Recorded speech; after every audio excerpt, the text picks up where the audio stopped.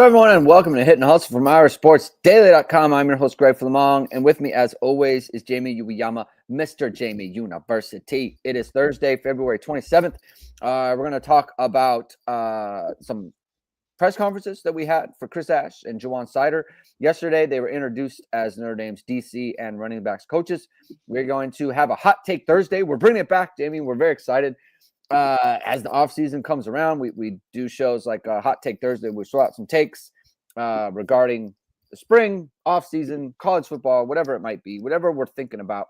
We're going to throw those out to you and see what sticks. And then got some combine stuff and some other things that people will bring up in the chat. KVA cut his hair. That's breaking news. We got to talk about that as well. So thank you, everyone, for tuning in today. If you like what you hear, please hit that like button. Please hit subscribe. Please hit the notification bell so whenever it is, we are going live.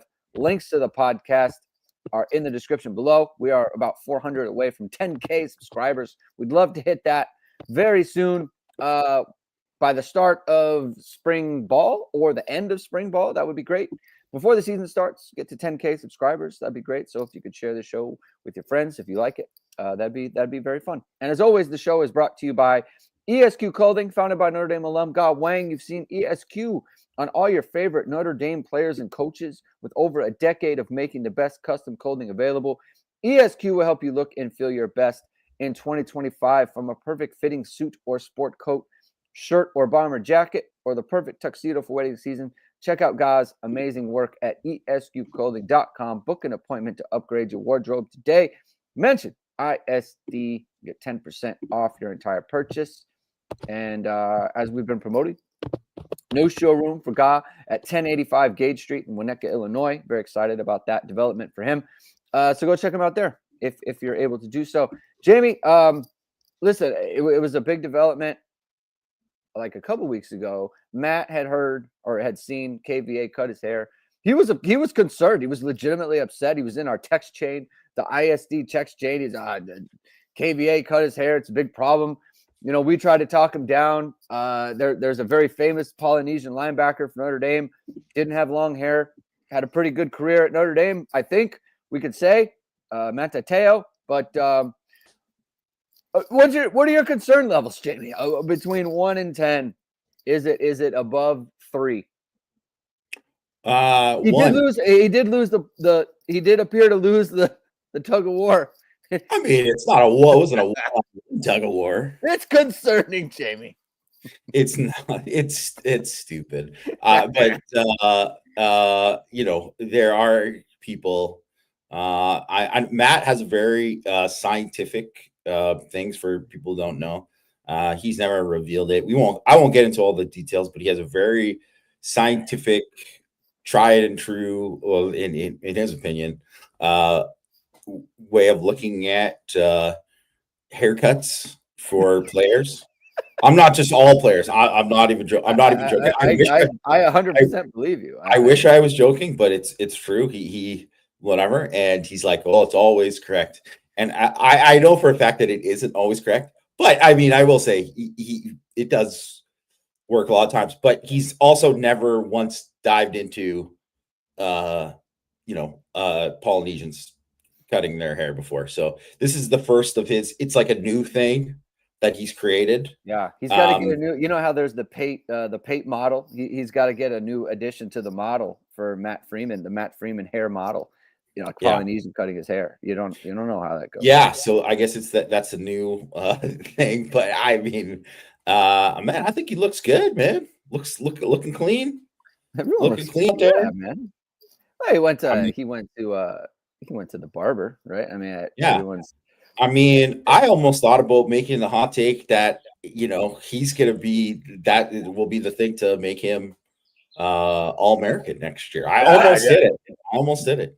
Yeah, he went with the manti cut. I mean, whoever said that was a bad thing for Notre Dame? No. We're having fun with it. Not a big deal, in my opinion. I mean, it's a haircut. Who cares? But it was a fun thing that popped up on Twitter yesterday. Chris Ash, introduced as Notre Dame DC yesterday, called it Notre Dame's defense, not his defense, kind of indicating that he's not coming in to make wholesale changes. Said he didn't care if it was a 4-3, a 3-4, or a 5-2. You do what you can, and you basically, I mean, all the things you want to hear from a coach. You put things together that will emphasize the strengths of the players. If you have players that are good enough to play, then find a role for them to get on the field. But basically, construct a defense that allows them to get on the field. Basically, is kind of where he went with that. As far as what he's going to be coaching, he said he's going to be a coach for all positions. He said Mike Mickens does not need his help as on the DB side in the secondary. So Mike Mickens is going to keep corners and safeties. It's actually something I had heard a couple weeks ago about this. Like, no, Mike Mickens is going to keep the whole secondary like he had. So that's interesting. Marty Biagi's helping there. Marty Biagi's helping there as well. So he's going to be a whole. He's going to be the DC of the whole defense. In terms of like, he's not going to focus on any one position. Doesn't know if he's going to be in the booth or on the field next year. Anything that stuck out to you, Jamie, as far as what Chris Ash said yesterday at the opening press conference? I think you kind of heard exactly what everyone would want to hear. No one wants to hear somebody come in and say, well, we're running it my way now after you just had a top 3 defense in the country, right? No one wants someone to come in and just, totally like implement something and change all these things. If it's not broke, you don't have to fix it. Like, you don't have to. He didn't have to come in here and change things. It's not Mike Elko coming in after Brian Van Gorder, right? This isn't the same situation. And I think everybody knows too. You want your guys to play fast and physical, and the only way to slow them down really is to be like, well, now we're just going to make hey, guess what? We're going to change all this terminology. We're going to change this scheme. We're going to change that. And it's not like he's not going to add. He will add or subtract certain things for sure.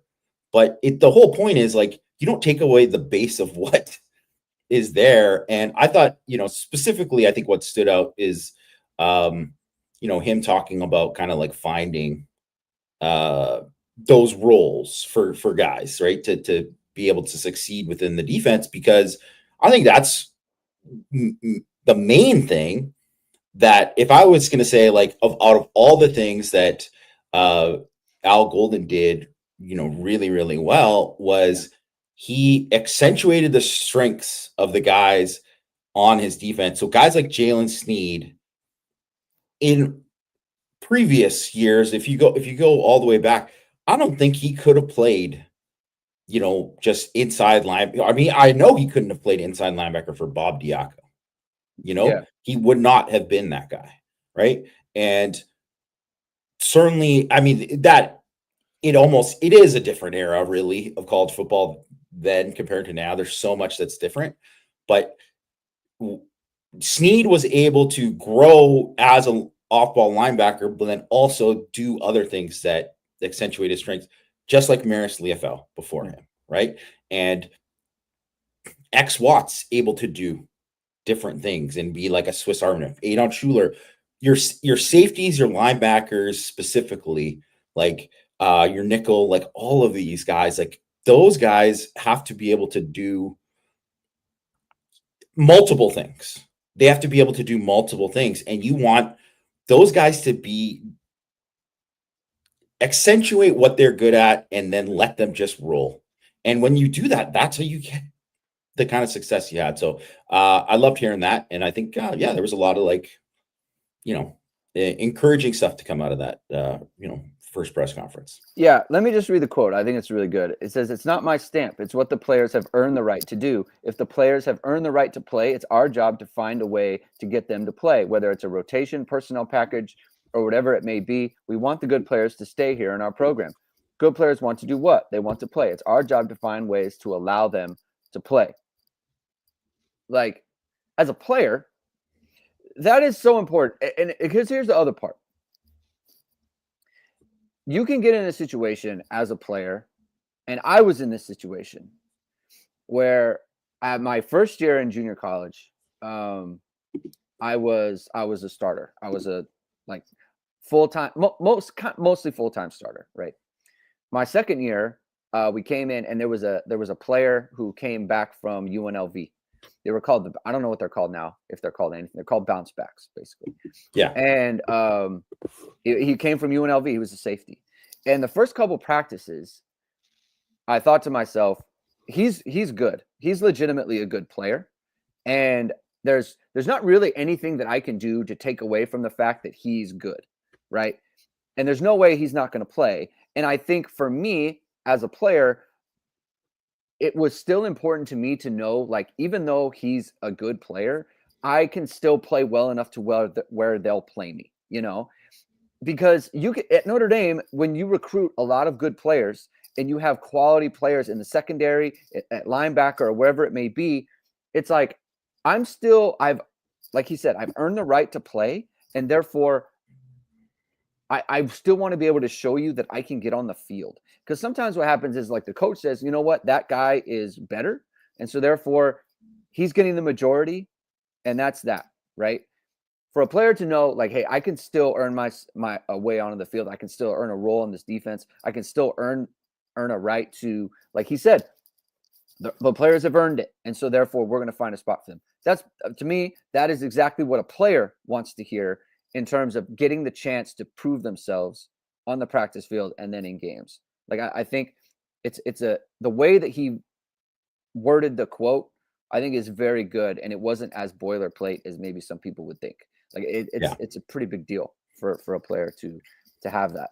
Ja'Juan Seider as well. He spoke yesterday at the press conference, talked about, just new challenge that he wanted at Notre Dame. He said a lot of nice things about James Franklin at Penn State. He said he was the best CEO he's ever been around in terms of running his program, but he wanted a new challenge at Notre Dame. Notre Dame's a new challenge. Talked about relationships, things of that nature, about how kind of Notre Dame can build and separate themselves from other programs. It's about the relationships. Talked a lot about, having the running backs work with wide receivers. You got to be a 3-down back. You got to be able to run routes and catch the ball and things of that nature.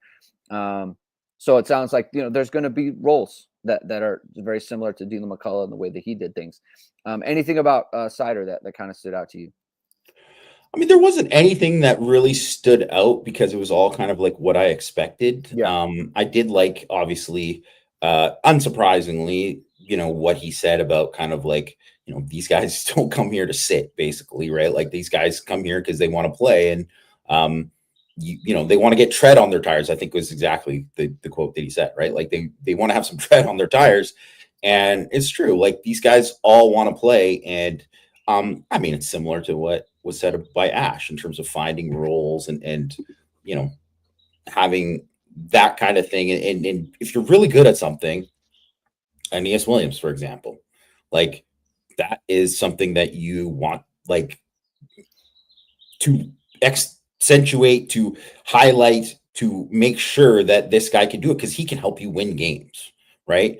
And it's all of that. So I thought that was, good, but expected, but also just like the stuff with, I think it showed, like, when he was asked about like what made the Notre Dame job attractive, when he was talking about Marcus Freeman and kind of like the relationship that he developed with him, like all the way back to when, Freeman was at Purdue, and, they would be on the road recruiting. And, obviously Seider is good friends with Jared Parker, and he talked about that kind of connection and stuff. And I always think that's the kind of thing that they never directly work together, but when you develop those kind of relationships, that's like how you can make those hires, when, especially too, when like, hey, this guy, you've seen this person rise and you've stayed connected with him, and that's how you can go and get, a Seider, because let's be honest, he could go. There's probably a bunch of teams that have went out and said, like, hey, here's a blank check. Come leave Penn State, be our running backs coach. That's probably happened a bunch of times, but he doesn't take the job unless he has that relationship and have trust in Marcus Freeman. And obviously too, like, you could say what you want about him liking Marcus Freeman and all that kind of stuff too, but if Marcus Freeman didn't just go to the national championship game, like if Marcus Freeman won 8 games last year, he's not coming, right? It's just that's part of it too, right? So I think,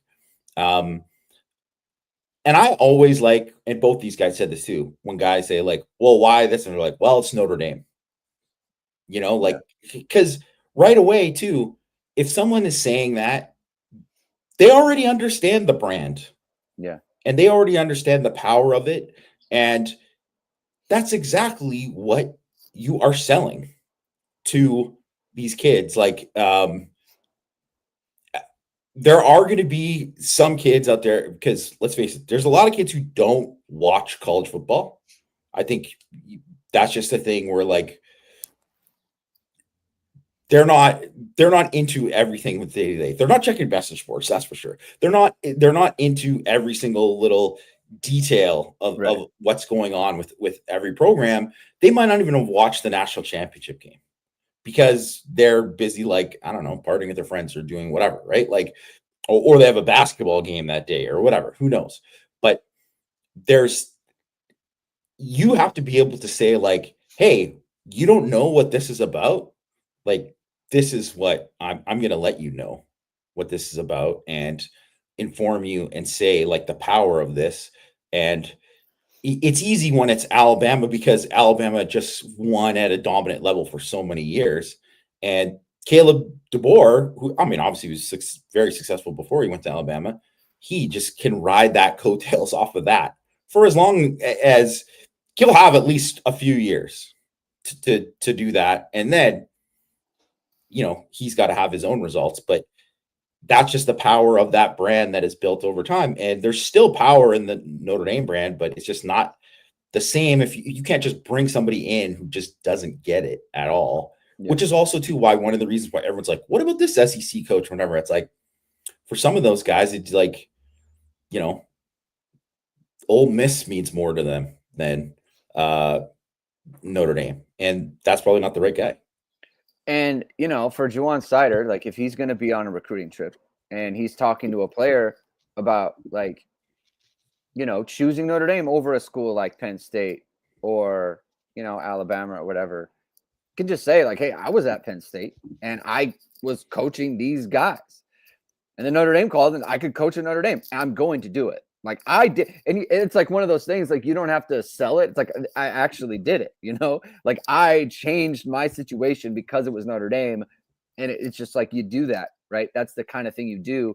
And for him to just say like, hey, I know as a younger person, you don't have that depth of understanding of Notre Dame and what that means, but I do. And that was a choice that I made for my actual life, And so that carries a lot of weight. It really does. Something I liked about the way that he kind of spoke again about, developing the running back room and becoming all around backs. She was talking about, it's interesting. He was a former quarterback as well. But he's talking about how like you go to the NFL, if you can't protect, the quote was, you can't protect Pat Mahomes, you're not going to play, and you got to be able to run routes. And he said, if we're getting guys to Notre Dame and I have to teach them how to run, then we're recruiting the wrong players. It's basically saying like, you better be a good running back that's why we're bringing you in here. I need to teach you how to be a pass blocker. I need to teach you how to be a pass catcher, how to run routes, things of that nature, like the nuances of the sport. I thought that was a good kind of clue into, how he develops and how he's going to look at the running back position and developing certain players. He talked about, when you leave, I want you to have some tread on your tires in terms of like, I don't want to give Jeremiah Love 250 carries a year, like we have other players that can carry the ball who are quality running backs and things of that nature. And it goes back to the point about Chris Ash too, where if you're a guy like Aeneas Williams and you excel in pass blocking, we are going to find a role for you, right? We're not just going to say Jeremiah Love is our most explosive, dangerous player. It doesn't matter that he isn't as good at this, he's still going to play. If you excel at something as a pass catcher and pass blocking and run blocking, whatever it may be, you're going to get on the field, right? And so, again, these are all important things for players to, to know when a new coach comes in, right? Yeah, and I look at I wrote about it in Six Thoughts about like Boise State. One of the things, because they are ninth in Bill Connolly's returning production rankings, right, in terms of what they're bringing back, and a lot of it is because they're bringing back most of the offense there that doesn't include Ashton Jonty. Well, the guy was like almost their whole offense, and I understand that traditionally that replacing a running back is easier than replacing receivers or a quarterback or whatever. But when a guy is like a generational talent that they like force feed the ball to all the time, like he had 2,600 yards rushing last year. To get that out of two guys is like was probably not going to happen, So maybe not even three, that is probably right going to be the case. He had 397 touches on offense last year. And yes, he's great, and he had an all-time great season. He finished second in the Heisman. I know that part of that was like getting him to try to win the Heisman, right? I'm sure that was a big part of it. But the next highest touches for running backs on their team was 31. Like, I don't care who it is and what kind of talent it is. First of all, I guarantee they're not going to be as good as him. And for all of a sudden, whoever it is, those guys go from like basically like no experience to just like, hey, okay, well, now you need to be this. And you need to produce all of these things because he was like everything. He was like they're all the explosive plays. He was everything for them. He had 12 runs of 50 plus yards. They had 3 passes of 50 plus yards. Like that is hard to do. And you don't want to do that because not only because like, first of all, it's not good to like recruit and be like, hey, we're going to keep you guys around here. Cause it's like, why should I stick around? It's like, You're not even going to give me any touches. And second of all, it's just like, man, you are absolutely hooped for the next year. Like you are not in a good spot. Yeah. You want to be like you said, you want to have quality roles for quality players all over the field. You can have a quality role for your media company, Jamie. You could give a role to VSR Media. You give them that role and they will excel in that role because they have a lot of tools in their box they can use to set up your social media company, your small business, your highlight reel, whatever it might be, Jamie. You can go to VSR Media, founded by Notre Dame football pregame host and Emmy Award-winning anchor Vahid Sadrazadeh. VSR Media provides professional and cinematic video and photo. Whether you're looking for a collegiate or pro-level highlight reel, have a personal story to tell, or are aiming to diversify and grow your business, VSR Media specializes in short and long-form video storytelling, social media management, and website design. VSR Media also captures professional headshots, senior and sports photos. Contact them at bsrmediacompany.com. Mention Irish Sports Daily to receive 20% off your first project. Visit them online or give them a call at 574-800-9106. Let's throw out some hot takes. You ready for that, Jamie? I'm ready. You want to throw out the takes? Let's start with you know what? You referenced returning production there. You referenced SP Plus a little bit. Let's talk about Navy. You think Navy is the goods in 2025? They are going to be the Power 5 program to make or Group of 5, Group of 5, excuse me, the Group of 5 program to make the college football playoff. Make the case for the middies. Well, the one thing that I think we should talk about is schedule wise. As I think what I've looked at, like their schedule, I think Notre Dame's going to be the only Power 4 team they play. So I know Notre Dame's not technically a Power 4, but you include it because it's like the caliber. That's what I'm talking about. So no one get twisted over Notre Dame being independent. That's just all I'm talking about. We know Notre Dame's included in that. Yeah. Well, there always is somebody who's willing to complain about it. But yeah. So they're going to play mostly AAC teams. And I got to tell you, man, the AAC, it's not good. It's not a good conference. Stinky, smelly. All the best teams went to the Big 12. Yes. So, they'll have a couple challenges for sure. Army, I imagine, will be pretty decent again.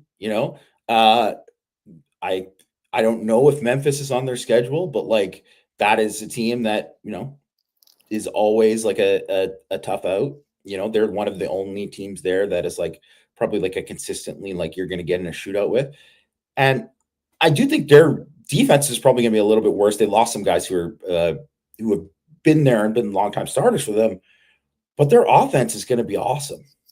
Like their offense was awesome last year. Drew Cronick was the head coach at Mercer who came over there last year, did a fantastic job. Like they all of a sudden Navy went from, okay, well, they're running this kind of like flex bone triple option and this to all of a sudden it's like, well, they just added like 14 other formations and they play action this. And then all of a sudden they're throwing the ball deep and they're doing all of this. And I know Notre Dame played them well. And I'm not saying they're going to beat Notre Dame. I think Notre Dame will beat them, right? But they are going to make it tough for Notre Dame. I'm glad that game is at home. Blake Horvath finished 6th in QBR last year. He was the second most explosive runner in the country after John T from Boise State. He had 2 big time runs against Notre Dame on explosive plays.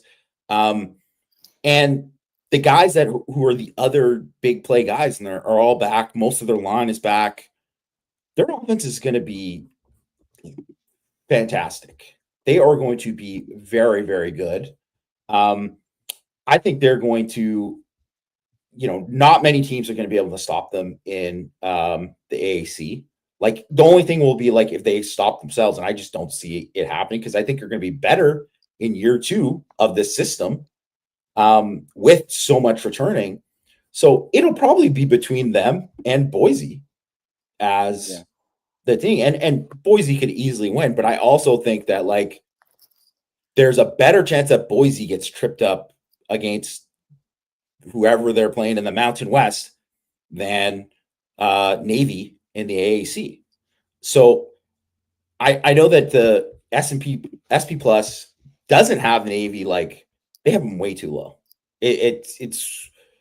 I'm not sure why they're, it's like they're 63rd, they're 58th projected on offense. It's like, well, they're 12th in returning production on offense, and the offense was like, top I think what they were 34th in F plus. It's going to be like a top 20 offense in college football this year. Like I just have no doubt about it. I think they're going to be really, really good. And I think it's like one of those things where, unfortunately, because of how college footballs went, Navy and Army, they aren't going to get the same matchups. Like Oklahoma's not going to be like, hey, Army, let's play next year. Yeah. That's not going to happen as much because no one's going to want to play those teams.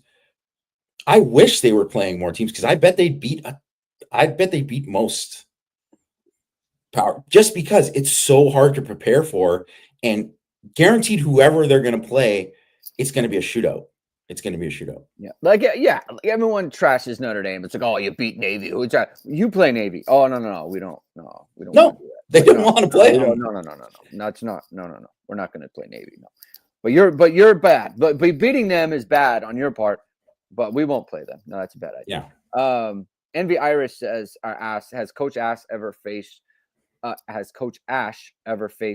academy offense? If he has, it was a while ago, and it would have been at like Wisconsin or something. Yeah. Too long ago for it to be actually relevant. I think the important thing is like Freeman, Bulla, Mickens, all of Washington, that. Yes, all of them they've played Navy every year now, and especially last year with the new OC, they played them there. They can really help out in that spot. So it'd be one thing if the whole staff was turning over. Then because I was actually thinking to myself, it is kind of interesting with Chris Ash, and he hasn't done it before, but there's a lot of institutional knowledge. So it's a good question. It's a good question. Good query on that. Regarding SB Plus, I can't care about it. I know people are talking about it today, and that's fine. I think it's just off-season stuff. Yeah, it's off. You got to talk about something. Miami #1 offense. Why? No. How?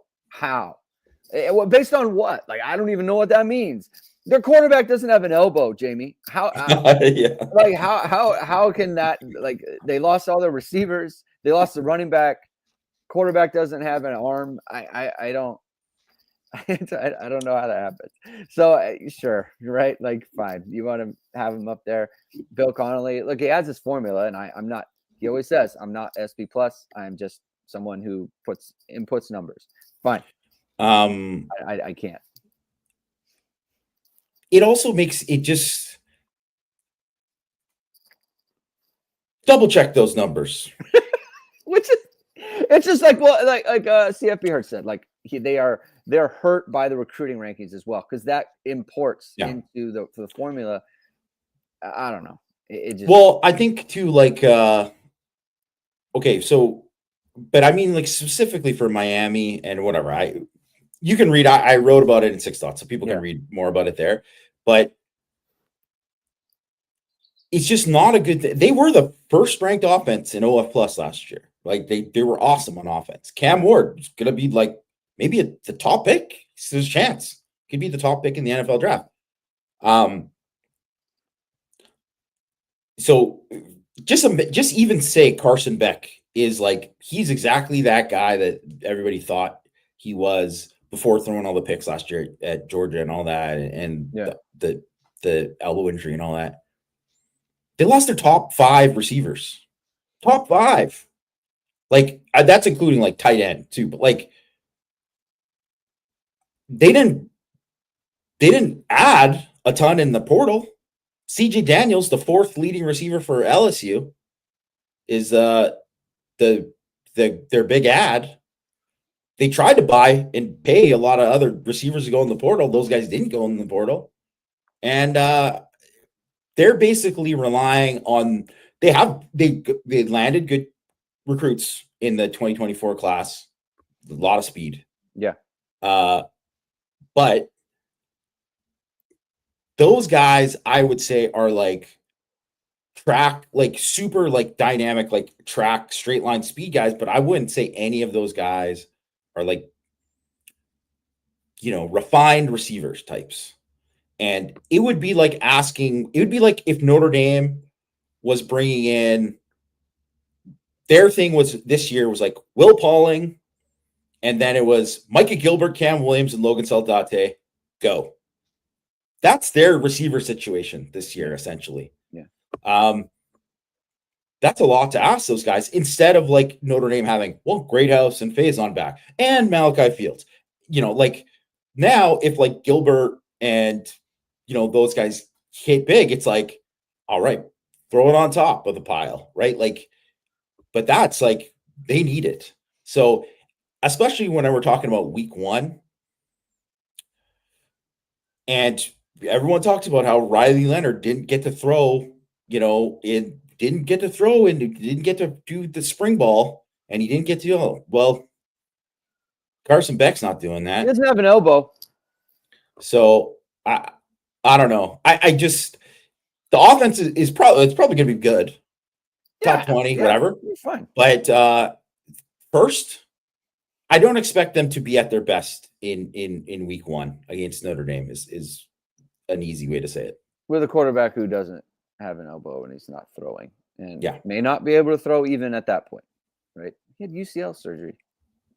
It's 9 to 12 months. It's 9 months is September, right? And that's like, are you where are you at with that, right? It's totally different than Riley Leonard to me. It's like Riley Leonard got a full camp, and he could throw, right? He had ankle problems, right? He could throw the ball. Right now, is how strong his arm going to be? So I don't know. Just want to add one thing too, because I looked it up real quick with the MB Irish. Chris Ash faced at Ohio State 2014, faced Navy week 1. They won 34-17. That's 17. Okay. It was I remember. I remember that game because it was like one of those games where it's like it was kind of Ohio State fans are sweating because it's like we only got 3 possessions in the first half. It's like, yeah, we're going to play Navy every year. Yeah. Like, just like that's what that game was, but it is one of those things that, yeah, like that's how it is. That's how it is. Yeah. Welcome. Speaking of Mikey Gilbert, counting on him. Mikey Gilbert's going to be the talk of the spring on offense. When people are going to be throwing out superlatives, superstardom, there's going to be some takes, and I'm making one about Mikey Gilbert ahead of time. I think he's a goods. I think that he can play the field. I think that he can play the boundary. I think you can put him in the slot. He can play all 3 positions. I think he is good size. I think he has good speed. I think he's going to have good route running. I think last year on a different team, he's like he's playing a ton of snaps on a weekly basis. Probably catches like 30 balls or something. I think he has all the tools. And again, I told you, I mentioned on other pods, like the fact that he's consistently winning against lesser competition, lesser players, like backups at Notre Dame, like the fact that that's consistently the case is just kind of like he's ready for the big time. I think that it didn't happen at Notre Dame because there were older players in front of him. And it's just like, it takes a little bit. New offense that they're playing in, new quarterback, all those things, right? But it's like every time he's out there, he's open, right? You put him out there in the spring, and he's just making plays all over the place, right? So I just think he's going to be really good. I think he's going to be a really important player for Notre Dame in 2025. I don't know what that means numbers-wise because I don't know who the quarterback is, but that's where I'm at. Like I think Mikey Gilbert is a big hit for Notre Dame, especially in the spring and then going forward. I think I love this. I think this is almost likely to happen just because, they're going to, obviously it's a quarterback competition. They want to get as many reps throwing the ball as possible. He's kind of going to be the guy in the boundary in the spring. So he's going to get a ton of chances. They're going to throw him the ball a ton, and he's going to get a chance to shine. And, and we always bring up that point about, winning against backups and all this and like why that matters. Because it's like, if you don't do that, you're not getting the chance to do that. And that's how like Jordan Faison, that's what Jordan Faison did. It was like, man, this guy's cooking the 2s and 3s. Yeah. All of a sudden you're like, he just cooks the 1s. Like, yeah, that happens. Like when that happens, all of a sudden it's like my very first camp that I went and covered for ISD was 2015. Josh Adams was a true freshman, and most people at that time, Dexter Williams was the more hyped guy, and also too that was Torian Folston and CJ Procise had moved to there, so it was like I don't know, people weren't like hyped about what Josh Adams was going to do. Adams was hurt too. He had the ACL. Yeah, the ACL in high school, all of that. Yeah. Well, I mean, I can't remember if it was the first practice I went to or whatever, if it was another one, but like broke 170 yards in practice against the 1s. Yeah. He like Max Redfield, you can say a lot about him as a safety and how good he was or whatever. Can't say he wasn't a good athlete. He was a really good athlete. He like ran away from him, like broke away from him. And then I was like, sheesh, like that's something like that is notable. Yeah. And just like it's notable, like when people were like, well, Tosh Baker will be the thing. It's like, I've seen him lose on 1-on-1s to 2s too often to be confident that he's going to be the guy. That's why that kind of practice stuff, even just limited reps is important. And Gilbert doing that kind of thing, I think he's going to be, I think he's going to have a great spring too. I agree with this. Thank you, Jamie. Justin ND Sniper asked, true or false, if Cam Williams is going to break out as the star many of us thought he'd be, it will be this season. I'll say false. just in that I don't think it has to be this season.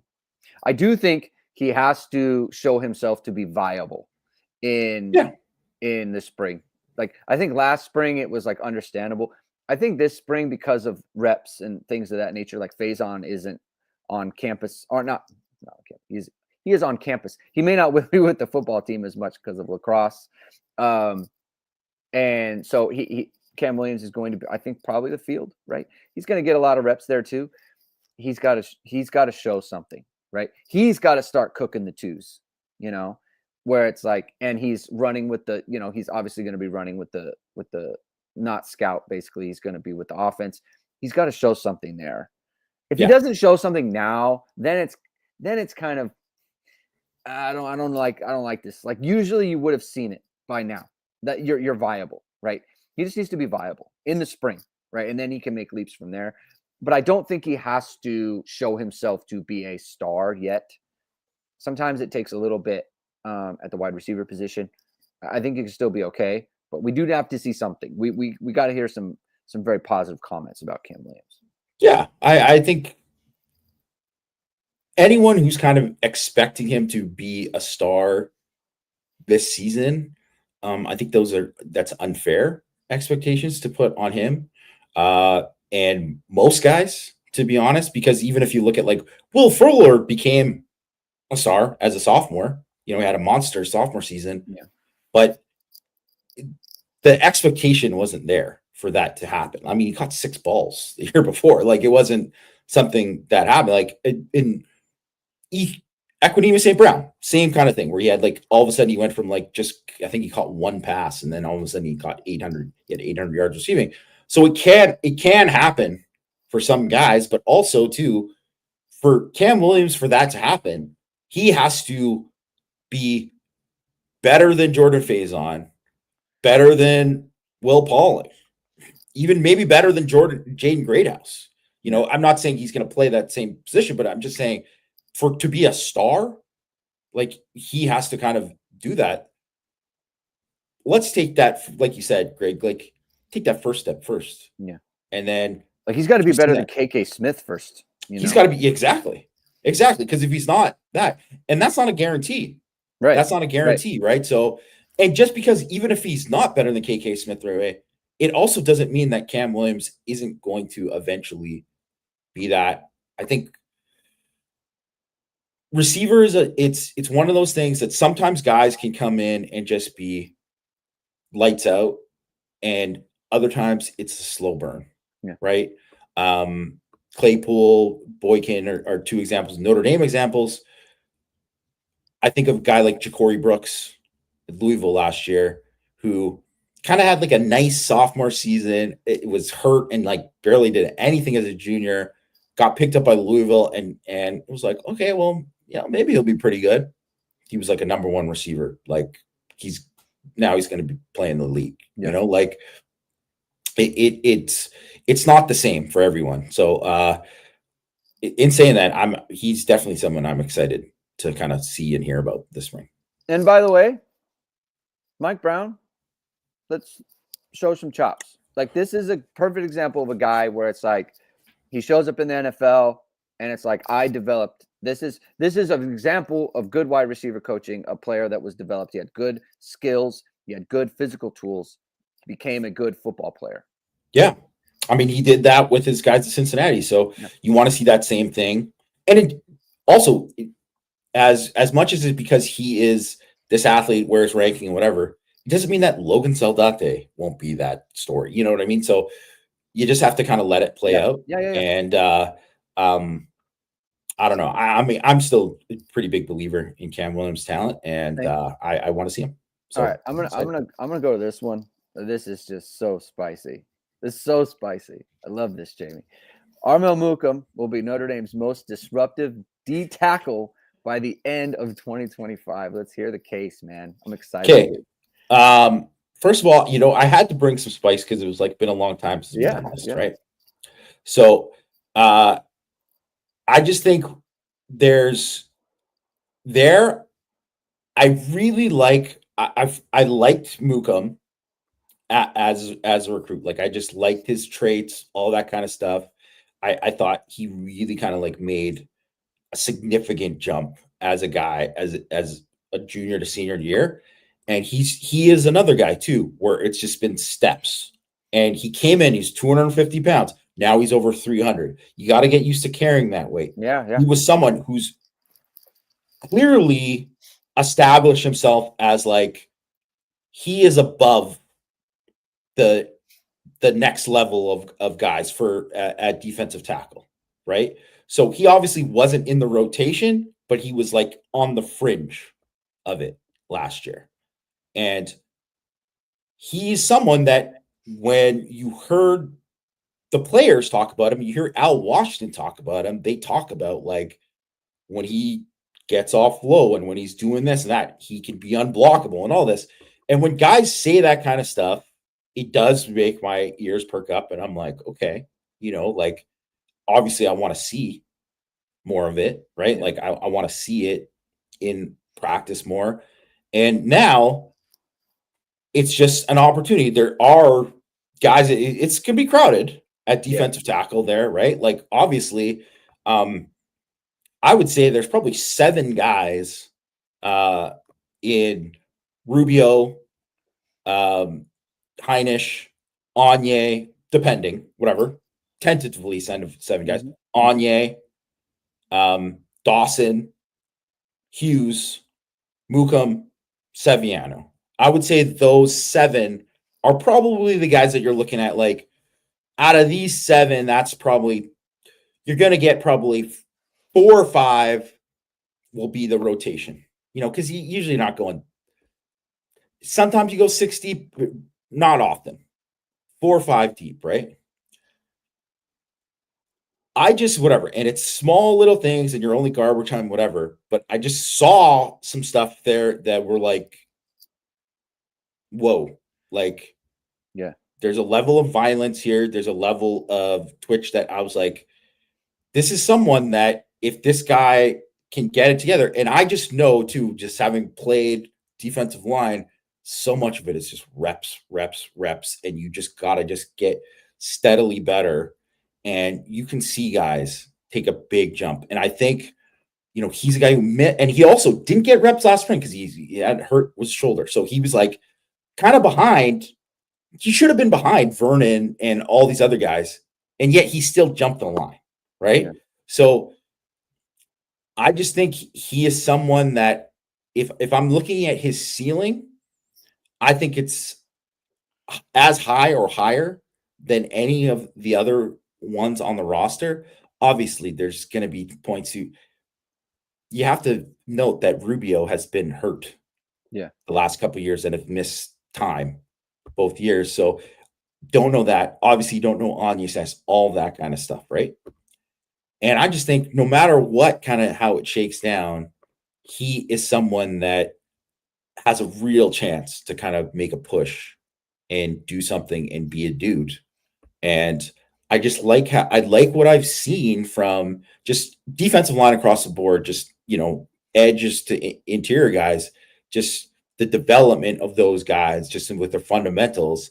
And I just think if this guy just is fundamentally sound, he is going to be a problem. And the more he plays, he's going to be someone that all of a sudden, like, I don't know, halfway through the year, they're going to be like, this guy needs to play more. And he's just going to keep growing and growing.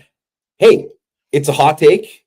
I don't know that it's going to happen. Perfect. It's but perfect. Hey, I'm just throwing it out there, going out a limb, because I do think that it has a real chance. I think sometimes you just have a feeling about something, and I mean, like, I don't know that we did hot takes. I'll tell you right now, maybe I could go back and check. I don't think we did this until last off season, and so therefore it wouldn't have been a hot take to say this. Like, if we did this in 2022, mine would have been like Watts is a guy, like Watts is a dude, and like it was the same kind of thing. Like there were little things that he was doing that you just said, man, there's something there. And so look, Jamie's putting down his marker for Mukum. Tell you right now, this take, it could, like, you could be like Jamie Jamie Nostradamus. You know, like this is a great take by you. I appreciate it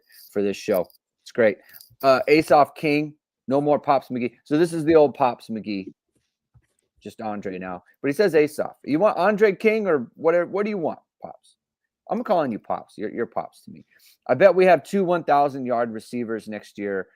Fields and Greathouse or Fields and Faison. I like how it's like there's multiple options. It could be Greathouse, it could be Faison. This is a take. This is a take that I don't see happening. This was piping hot, Pops. This is flame take because I think their running backs are too good for that. I think their running backs are too good for them to have multiple 1,000-yard receivers. And like we don't know who the quarterback is either. But look, I love that. I love the flame takes. Pop says, can we please move Vernon and Mullins back to strong side defensive end? I hate when they get kids who are 250 and put 60 pounds on them. Do not blow Mullins up. He's a DN. Same with Vernon. Here's a hot take. People need this. Let's not talk about Brennan Vernon until there's reason to talk about him. This isn't anything against Brennan Vernon. I just think he comes up too much for people to like. I know, again, it's a star rating thing, and I understand it. He was a 5-star at one point. He is not playing that way, and he's been in college for 2 years now. This is his third year. This will be his third year. Yeah. I mean, it's kind of like the Cam Williams thing. Like we're going into his third year. He's been on the scout team this whole time. Well, Cam Williams is second year. No, but I'm saying like if going into next year, Cam Williams would still have spent this whole year on the third year, that going into the third year spring is very often a make or break point for a lot of guys. Yeah. All right. My hot take here. Dallas Golden is the next freshman star DB. He is going to follow in the footsteps of Ben Morrison, freshman, Leonard Moore, freshman. Dallas Golden is going to come in and be the goods. He's not an early enroll guy. I actually like this. I don't know why. There's always someone who comes in and who's not an early enrollee. He comes in like in the summer and just balls out. I think that's going to be Dallas Golden. I think that now that he's out of high school football and he's not the jack of all trades, running back, wide receiver, corner, safety, wildcat quarterback. Like he's not doing all that. And it's like, okay, I'm a corner now. I need to work on being a corner now. Like he is going to take leaps. I think he has it as a football player. I think he is like, he just does like, again, he does little things on the football field where it's like, this guy's just a baller. He's a baller. And whatever they want him to do, he's going to do it. And he's going to be great at it. Right. If he was playing receiver, I'd put this on there as receiver. Like, I just think he's that caliber of a player. I think he's going to play in 2025. I think he will be in the rotation in 2025 somewhere. He's just going to make it happen. I think that, I don't know. I don't really pay attention to the rankings anymore because one of my other hot takes, Jamie, is rankings are a sham. That was from last year, and I stand by it. And frankly, I think that was borne out to be correct, but that's just my opinion. But I just think Dallas Golden is going to be, he's going to be the goods, and I think everyone should be prepared for that. I think it's so important for so many of these guys that I think that when you have to realize that, and not to just like, ruin Pops's opinion about, putting weight on guys. Cause like half of recruiting is projection, right? And what this guy can do and how much weight this guy can gain and whatever. It's like kind of saying like, well, Anthony Knapp, like, come on, this guy's too small. And then he starts at left tackle for Notre Dame. Right. Like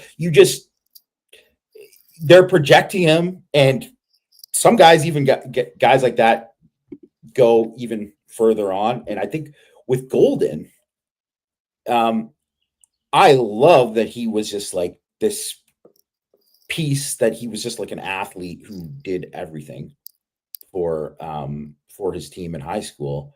And I just think all of that skill set that he got from that will help him become a better corner.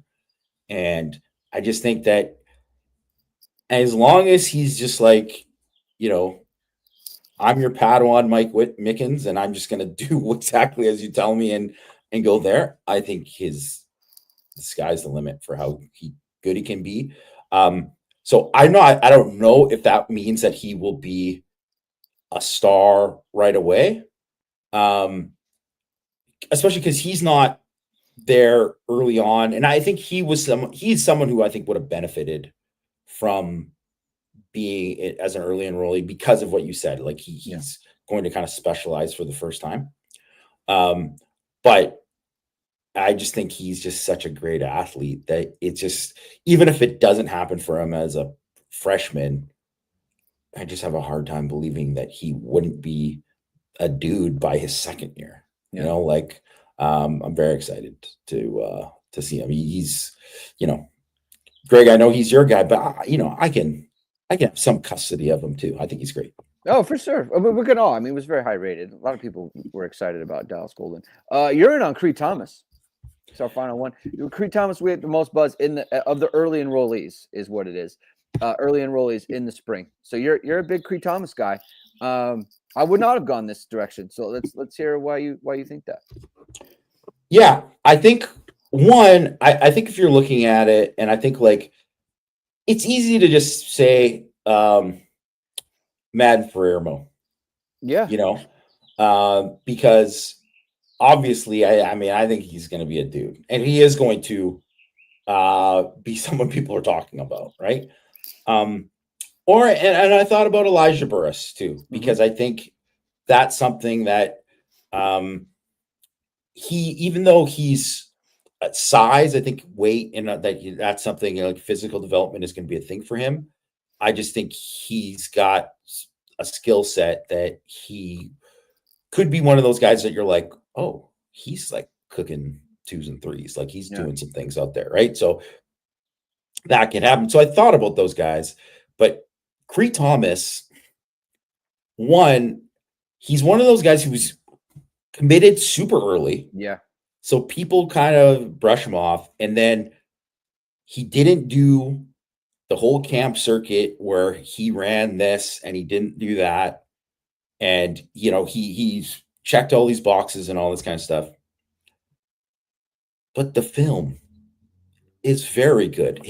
And he played mostly safety. And I think he might end up playing safety.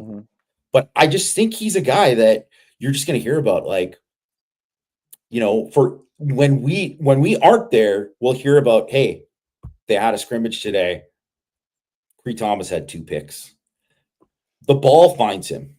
He's just one of these guys. The ball finds him. He's got great ball skills. He is just an instinctive player. He's a very good football player. Brophy. Obviously, same school as Brophy, same school as Ben Morrison. Also, didn't get the hype because he didn't have, the test thing. By the way, I saw Ben Morrison because a lot of people were like, well, why isn't this guy playing? He's apparently not good to test out at the combine or at Notre Dame's Pro Day. He's holding a private showcase. Yeah. So that tells me he's still not all the way healthy, because there's just no way that he wouldn't even do it to not even be ready for Notre Dame's Pro Day is like, also too, like, maybe you should have stayed in school. If this is a lot, but he's going to go and I'm sure his tape is so good, but like, I hope all the medical stuff clears out for him, because he is just such a fantastic player. Whatever. Anyways, that's an aside.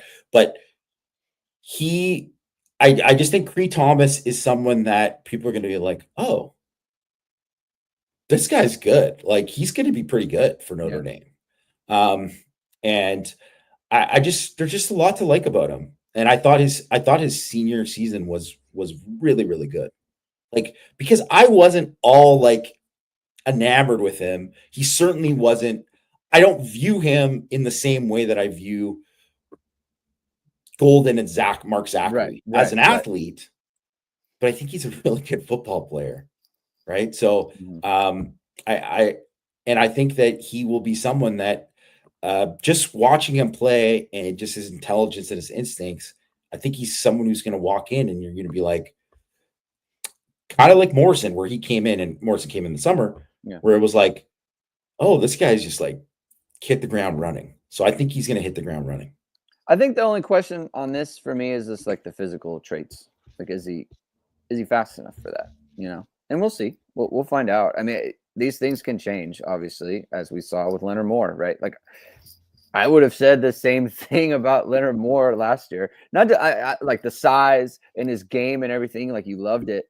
But speed, you would have said. You would have said, like, what is that? This dude, I think, is pretty fast. And now he's a smoke show, right? So you just don't know how that can go. Frank Horrigan says, hot take, Tyler Buckner will score a touchdown and be more involved in trick plays, especially if Angeli wins the job. Listen, I had a hot take. One of my hot takes last year was he's going to be the backup quarterback in 2025.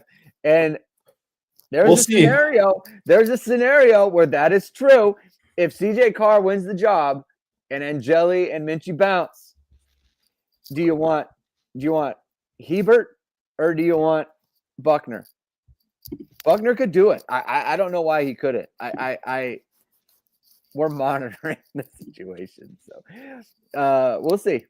I don't think that's going to happen ultimately, but it is a hot take, and put it out there. That's what this show is for. All right, we can end it there. Thank you, everyone, for tuning in. If you like what you heard today, please hit the like button. Please hit subscribe. Please hit the notification bell, so whatever it is. We are going to go live. We'll be back on Monday with Power Hour with Mike and Jamie, and we'll be back on Tuesday for another Hit and Hustle show. Talk about the combine. We talk about the combine. Well, I'm going to get a little bit on this Ben Morrison talk. There are takes about him I don't understand. Like Todd McShay's been like, oh yeah, like he's a great zone corner, not much in man. And I'm like, maybe I don't know anything about football anymore. Maybe that's true. Seems like a guy who can play man coverage. Like if you're playing man across the board against Marvin Harrison for 2 years and you don't give up a touchdown, I feel like you can do it. Yeah. But again, maybe I don't know anything about the sport. It does feel like as long as he's healthy, wherever he's taken, he will be like, people are going to be like, wow, we really screwed that up. Yeah. Like, to me, I mean, whatever. I admittedly, I'm not watching the tape of all these. I'm not breaking down all 22 of all of the corners in the class. So when I see somebody else who's like, hey, they're this or that or whatever, right? Okay. If he isn't in the top 3 corners, I don't know. Like, I get it with Travis Hunter and Johnson. Those guys are studs as well. And also they're healthier. So yeah. No, it's fine. It's not even where people think he's drafted. It's just like the thing where it's like, again, McShay, and I just saw it, his tweet. So that's why I'm talking about it. He's, there's questions about his speed.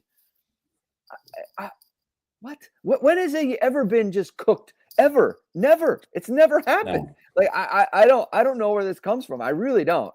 And look, we get all 22. So I've seen like kind of every snap of him for the last 2 years. He never loses deep ever. I don't understand. I truly don't. But it is what it is. I don't know. I haven't seen. I mean, the only corner that I've seen from Notre Dame that has been better, like as a man-to-man corner in phase, or just as equal to him in phase of just like, man, this guy's running stride for stride. It's like he's running the route. It's Leonard Moore. Yeah. Like, so it's like, I don't know. It happens. Someone gets hurt. People forget. And like I said, the medical does matter. It does. Sure. But if it checks out, you're a moron if you pick somebody else and whatever. But hey, you know what?